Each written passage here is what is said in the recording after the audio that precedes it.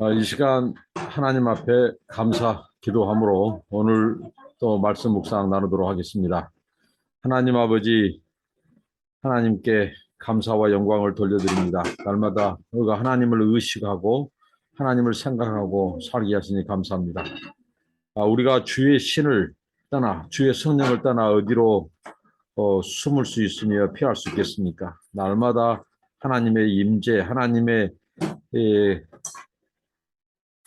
거룩하심 앞에 하나님 아버지 깨어 있으므로 말씀으로 거룩하여짐으로 성령의 감동을 받고 지배를 받음으로 아버지의 임재 안에 있게 하여 주옵소서. 오늘 또 주의 말씀을 사모합니다.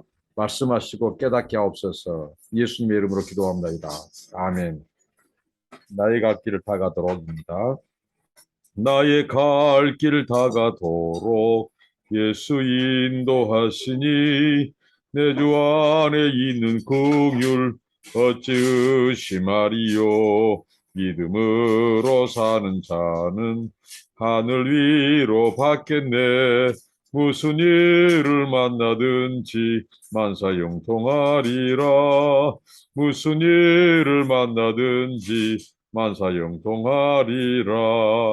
나의 갈 길 다가도록 예수 인도하시니 어려운 일 당한 때도 척한 은혜 주시네.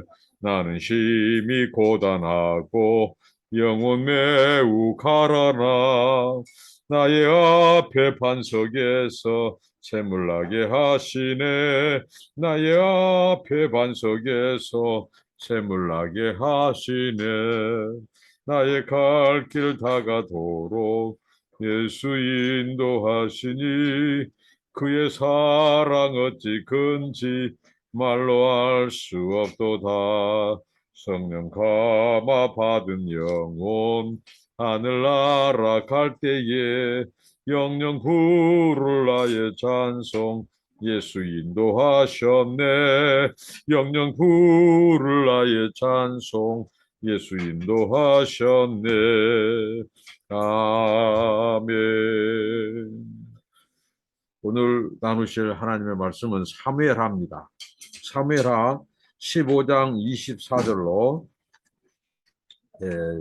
37절까지입니다. 보라, 사독과 그와 함께한 모든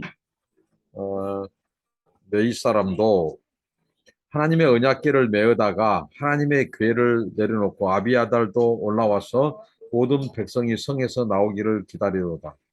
왕이 사독에게 이르되 보라, 하나님의 궤를 성읍으로 도로 메어 가라. 만일 내가 여호와 앞에서 은혜를 입으면 도로 나를 인도하사 내게 그 궤와 그 계신 때를 보이시리라. 그러나 그가 이와 같이 말씀하시기를 내가 너를 기뻐하지 아니한다 하시면 종이 여기 싸우니 선이 여기시는 대로 내게 행하시옵소서 하리라. 왕이 또 제사장 사도에게 이르되 네가 선견자가 아니냐. 너는 너희의 두 아들 곧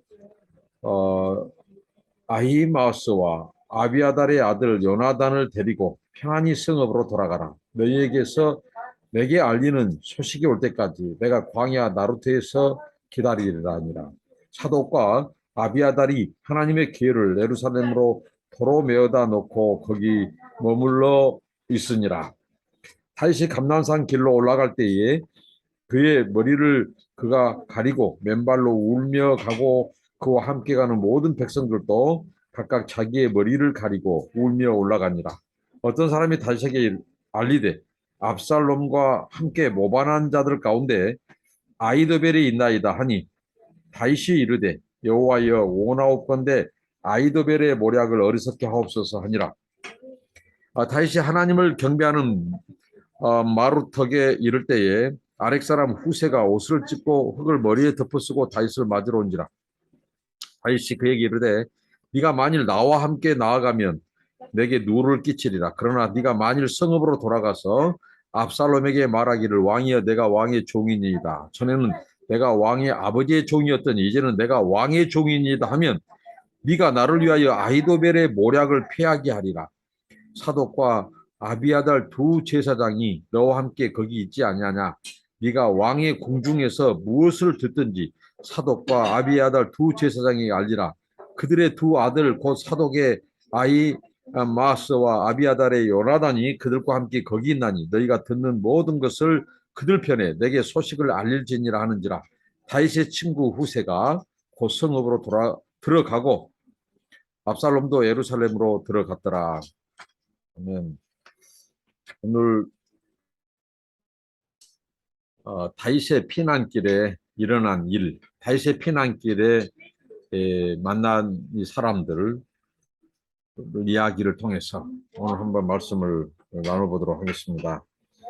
다윗 행렬이 기드론 시내를 건너 지금 광야 쪽으로 가고 있습니다. 압살롬의 그 반란과 그 공격, 그 유혹을 피해서 지금 피난길에 가고 있죠. 거기서 사독과 아비아달 이 네 사람들 두 제사장이 이 법궤를 메고 지금 기다리고 있습니다. 다윗 일행을 기다리고 있습니다. 그때 이제 다윗이 이들을 만나고 이들은 다윗의 절대적인 지지자였고 다윗 또한 네 사람들의 이 후원자였죠. 그들이 지금 유기에 처한 다윗을 격려하기 위해서 지금 기다리고 있습니다. 자, 여기에서 우리가 다윗의 이 모습을 새로운 모습을 목격하게 되는데요. 그동안 다윗은 이 하나님의 법궤를 자기의 통치 기반의 종교적인 정당성을 확보하는데 법궤를 이용했어요. 그런데 오늘 이 다윗이 대하는 이 법궤에 대한 이 태도를 보면 이 다윗이 이 법궤를 메고 이 사독과 아비아달에게 예루살렘으로 돌아가라고 말을 합니다. 이게 지금 다윗의 다른 모습인데요. 이 법궤, 이 법궤 하면 이 사무엘서에서 보면 이스라엘 사람들은 이 법궤를 어떻게 보면 이용의 대상으로 지금까지 이용했죠. 마치 부적처럼 법궤가 있으면 모든 재앙에서 극복할 수 있다. 재앙을 피할 수 있다. 그리고 미래에 안전할 수 있다. 미래를 보장받을 수 있다. 이렇게 해서 마치 법궤를 사무엘서의 이스라엘 사람들은 법궤를 하나의 부적 신앙, 이 부적으로 간주했죠. 그런데 다윗이 이 법궤를 보고 다른 때 같으면 이 기뻐했을 그가 그런 모습이 아니라는 거죠. 오히려 그는 이 법궤를 자기의 그 이용 대상이나 수단으로 여기지 않고 이 하나님의 주권, 그러니까 이 법궤의 원 위치로 메고 돌아가라고 하는 겁니다. 나는 이 법궤를 더 이상 수단으로 대하지 않겠다. 마치 이스라엘 백성들의 부적처럼 이용하지 않겠다. 그리고 다윗이 믿음을 보여요. 그거 뭐냐면 하나님의 주권을 믿는 믿음이 회복됩니다. 다윗이 6.22 때에, 여러분 6.22 때에 필요한 것은 믿음입니다. 6.22 때에 회복돼야 될 영역은 신앙이다고요. 다윗이 지금 신앙이 회복되고 있어요. 다윗이 이 법궤를 이스라엘 사람처럼 대하지 않습니다. 이 이용 수단으로 대하지 않습니다. 이것은 법궤는 하나님의 그 임재의 그 법궤는 예루살렘에 있어야 된다. 그래서 그가 예루살렘을 다시 메고 가라. 나는 하나님이 은혜를 베풀면 다시 그 법궤를 내가 보게 될 것이다. 그 법궤를 다시 대하게 될 것이다. 법궤가 내게 오는 일이 없다. 내가 법궤를 아레나로, 내가 하나님의 임재를 아레나로 갈지언정 법궤가 내게 오게 하는 수단의 대상으로 나는 대하지 않겠다. 다윗다움, 이 다윗의 믿음이 지금 6.22 때에 지금 회복되고 있습니다. 6.22 때에 우리가 회복해야 될 것은 우리의 믿음이라는 거죠. 여호와의 주권에 맡기고 그 법궤를 다시 예루살렘으로 메고 가라고 명령하고 하나님이 다시 은혜를 주고 다시 기회를 주면 다시 자비를 베푸면 내가 그 법궤를 다시 배울 것이다. 정말 그날을 확신하면서 믿음으로 다윗이 이렇게 하나님의 주권에 맡깁니다. 사무엘서 사람들이 법궤를 부적처럼 대하던 그 시대를 초월하고 그들의 세계관을 초월하고 다윗이 바세바 사건 이후에 쇠퇴하던 그의 믿음이 다시 회복되고 있습니다. 여러분, 우리가 고난만 겪으면 안 된다고요. 위기와 고난을 통해서 우리의 믿음이 회복되고 하나님과의 관계가 먼저 회복되어야지 그 고난만 겪고 나면 아무 의미가 없어요.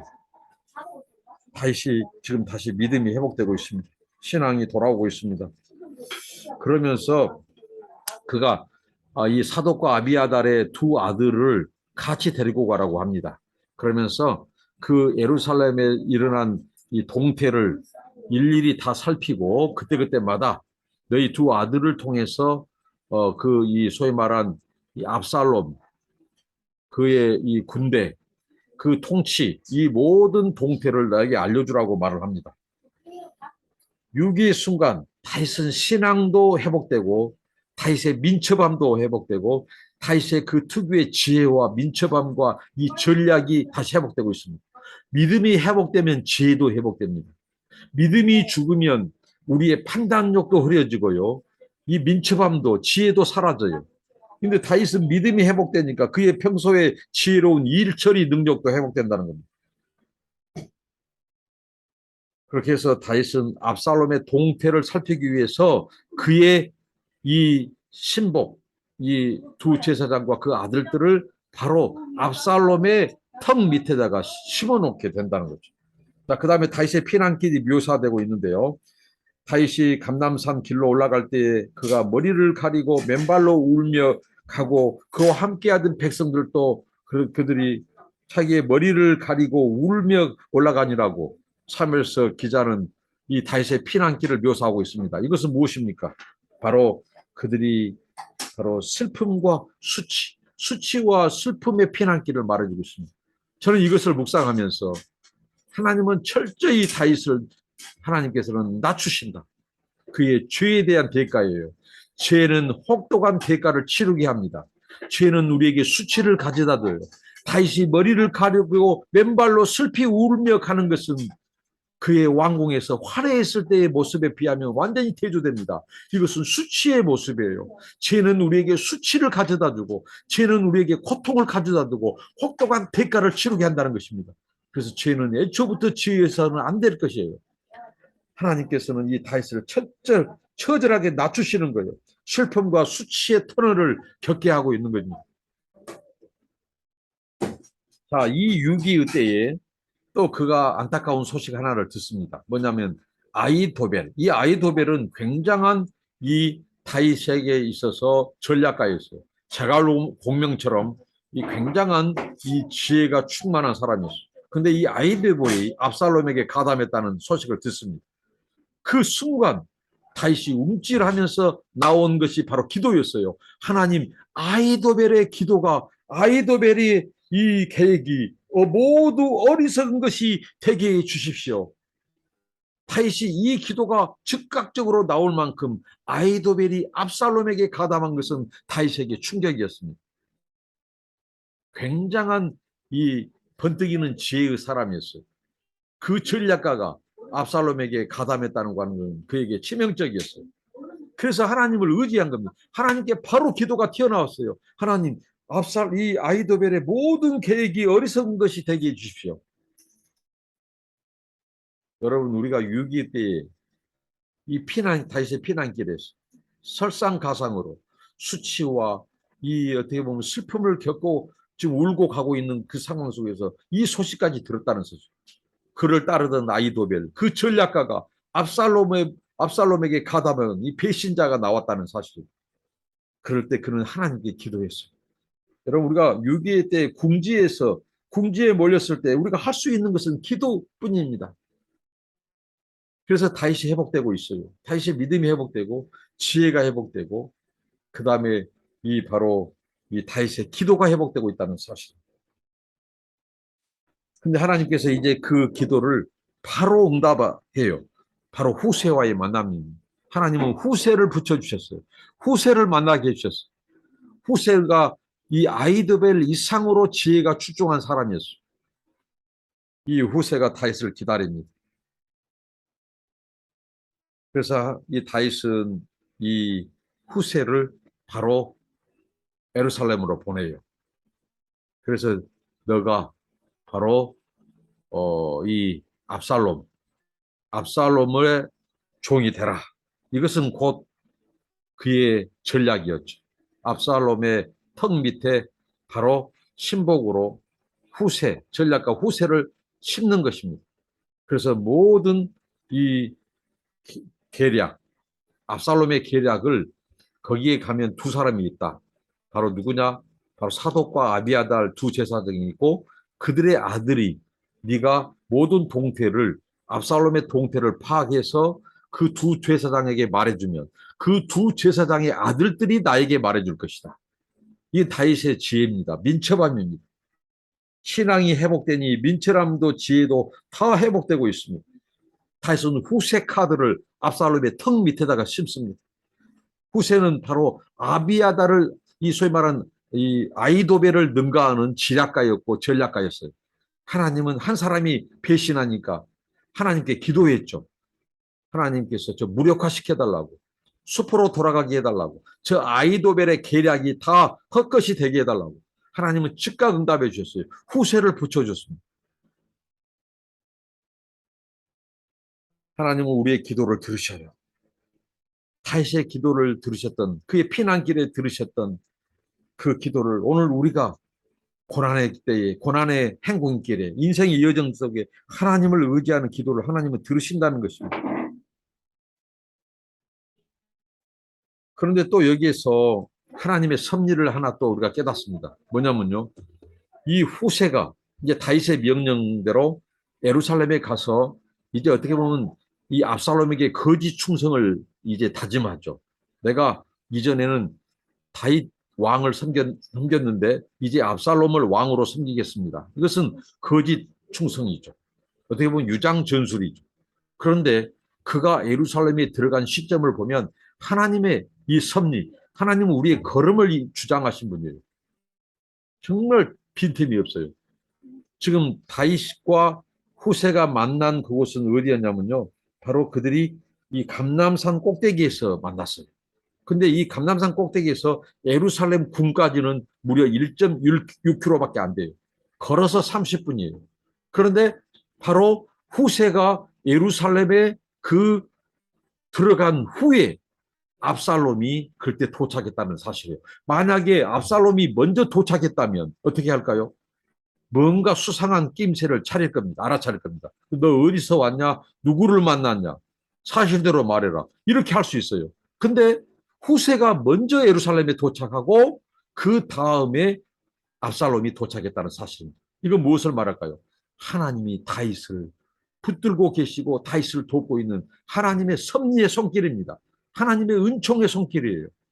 이렇게 우리가 피난길에 고난의 길에 우리의 신앙이 회복되면 하나님 우리의 지혜도 회복시켜 주시고 사람도 붙여주시고 배신자도 나왔지만 그 배신자를 능가하는 후세와 같은 사람을 붙여주시고 또 종교 영역에서 사독과 아비아달 또 두 아들들 이런 다윗을 보호하고 다윗을 돕는 우군들을 붙여준다는 사실.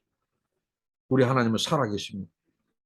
우리 하나님을 의지하고 그의 주권에 매어 맡길 때 다윗처럼 하나님은 그 믿음, 다윗다움, 다윗의 신앙이 회복될 때 그에게 지혜와 민첩함과 판단력, 분별력이 다 돌아오고 있다는 사실. 믿음을 잃어버리면 모든 판단력도 분별력도 다 상실됩니다. 그리고 사람들도 우리 곁으로 많이 떠나요. 배반자가 많이 나와요. 그런데 다윗이 신앙이 회복되니까 하나님을 의지하고 기도가 회복돼요. 돕는 사람을 붙이고 지혜와 전략을 하나님이 주셔서 사람들을 만나는 사람들을 배치해요. 너는 이런 일을 해라. 너는 이런 일을 도와주라. 이게 바로 다윗의 신앙, 다윗다움의 회복입니다. 그럴 때 다윗에게 주었던 그의 은사, 재능, 지혜, 민첩함, 전략 다 회복되고요. 그를 돕는 자가 하나님께서 돕는 자들도 붙여준다는 사실. 우리가 다윗의 모습 속에서 오늘 우리들의 믿음 어떤 고난, 위기 때에 다른 거 빼앗겨도 다른 거 잃어버려도 괜찮아요. 우리 믿음 빼앗기면 안 된다는 거예요. 믿음이 회복돼야 돼요. 그러면 하나님과의 관계가 회복되면 나머지는 다 하나님이 따라오게 하신다는 거예요. 이런 은혜가 오늘 우리들의 삶 속에서 이런 축복, 이런 하나님의 은총, 이런 은혜, 이런 섭리가 함께하기를 기도합니다. 기도하겠습니다. 하나님 감사합니다. 다윗이 피난길에 하나님 다윗의 신앙, 하나님의 그 절대 주권을 의지했던 그 신앙이 다시 회복되게 하시고, 그리고 슬피 울며 머리를 가리고 맨발로 도망가는 그 피난길에 그 죄의 수치, 죄로 인한 그 혹독한 대가와 슬픔을 통해서 다윗을 처절하게 낮추신 하나님, 그로 인하여 다윗이 하나님을 의지하고, 또 아이도벨 같은 배신자가 나왔지만 후세어 같은 다윗의 기도를 들으시고 아이도벨의 그 계획을 수포로 돌아가게 하시고 후세를 붙여주신 하나님, 모든 것을 걸음을 인도하시고 우리는 계획할지라도 우리의 걸음을 인도하신 분은 하나님이십니다. 우리 인생길에 또 돕는 자를 붙여주신 주님, 섭리로 함께 하신 주님, 주여 날마다 우리 여정 가운데 특별히 고난의 때에, 위기의 때에 하나님과의 관계, 믿음이 회복되고 우리에게 주신 재능과 지혜와 분별력도 회복시켜 주시고 사람도 붙여주시고 하나님의 섭리가 우리와 함께하여 주옵소서. 예수님 이름으로 기도합니다. 아멘. 감사합니다. 축복합니다.